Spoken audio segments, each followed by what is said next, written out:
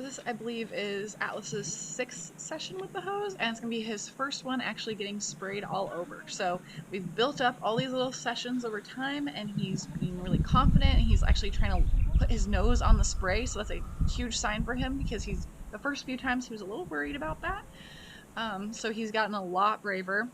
It probably also helps that it's pretty hot, so this is also going to act as a reinforcer in itself. Being sprayed is going to feel good. If I was working on this when it was a little bit cooler out, or if I didn't have access to like a warmer water while it was cooler out, it's definitely going to be more aversive. So it's going to be easier for me to work when it's hot, and this is more rewarding for him when he gets sprayed with the cool hose versus if it was a little bit colder. So that's an important thing to think about when you're hosing too.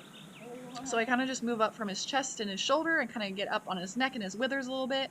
I spray for just a second, and then I click and feed, and then I come back from the bottom again, so back up from his leg, and then kind of do his belly just a bit, spray that, click, while the water is on, take it off, and then feed. And again, I'm using a pretty high value thing for him, so he's got hay cubes that are soaking in water, and I just give him a piece of that hay cube as I go through. So hind legs, spray for a minute, and then click, and then give him that hay cube.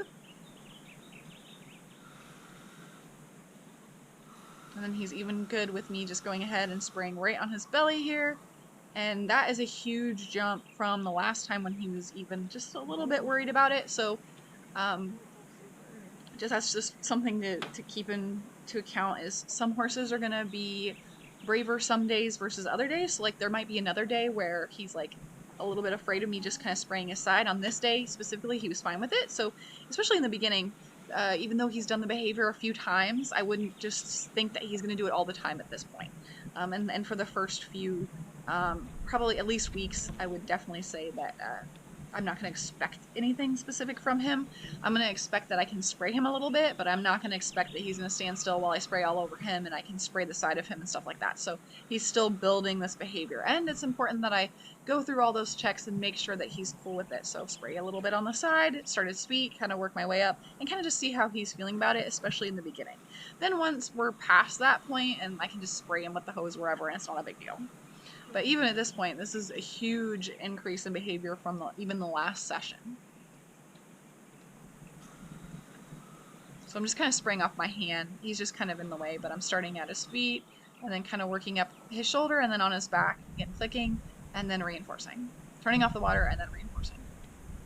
That's why the nozzle is really important too, and why I wanted to use it a little bit earlier, or should have, when I was training this, because it's just like the water is off, it's gone right away. So that negative reinforcer, that the water is a little bit scary, he does something great, it goes away. So it's kind of working with the positive reinforcement as well. So he's still a little bit not as comfortable with the spray on his hind legs. He's just kind of picking it up, and just not quite as much as he did it in the past. So that's good. He's allowing me to do that, but that's just showing that he's still not 100% comfortable with having those hind legs sprayed, but he is allowing me to do that. So I was just getting more food here. I should have put some food on the ground for him to eat while I went and grabbed that. I don't want to do that too often. I did that. That was a big mistake I made in the beginning as well, is I would just be like, oh, I'm running out of food, I need to go do something, and I would just leave. But that would be negative punishment, is I'm taking away something from him. So I want to be sure that I'm always putting food on the ground so that he has food while I leave. So I don't inadvertently negative punish him. Because I don't want whatever behavior that he's showing me there to be negatively punished. So, and again, by negative, I'm taking away something. So we don't want that at all, but that was just something I wasn't really aware of in the beginning. So again, coming back and just working still on that right side and getting that right side sprayed off. So again, I'm just kind of spraying off my hand. I get hay pieces all over, and it's hot, so I just like to spray my hands off, and it kind of shows him that the water's going to be still happening too. Just another desensitization thing.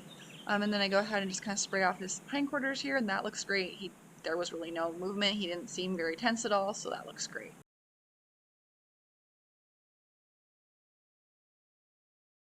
I also have to be aware of where the hose is at, and making sure that that's not scary either, and making sure it's on either side, that he's totally comfortable with that.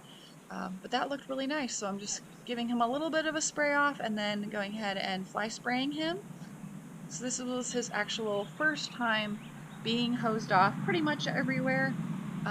And then just kind of using it as I need it. Like I'm actually using it as behavior, not just training it like I had been in the past.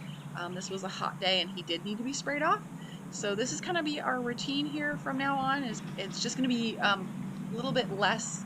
It's going to be a condensed version. So it's not going to be me spraying on the side and going up a speed. It's just going to be me spraying his legs, spraying his chest, and then from there kind of differentiating what body parts I start with. So maybe I'll start on the neck, maybe I'll start on the belly, and just kind of mixing it up because I'm not going to always be the one who's spraying him either, and I want him to be comfortable with different things. I don't want it to always be the same process. I can go back to that process if I need to build the behavior back up, but I don't want it to always have to be the same. And then I'll have other people start spraying him as well.